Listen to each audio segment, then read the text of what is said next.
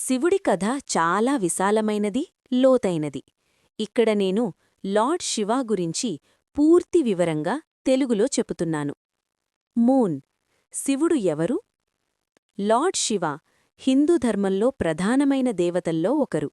ఆయనను మహాదేవుడు, శంభు, నటరాజు, పశుపతి అని కూడా పిలుస్తారు. ఆయన త్రిమూర్తులలో ఒకరు. బ్రహ్మ సృష్టి, విష్ణువు స్థితి, శివుడు లయం లేదా వినాశనం. ఓం. శివుడి ఆవిర్భావం, బర్త్ లేదా ఆరిజిన్. శివుడికి సాధారణ జననం లేదు. ఆయన ఆది అంతంలేని పరమాత్మగా భావిస్తారు.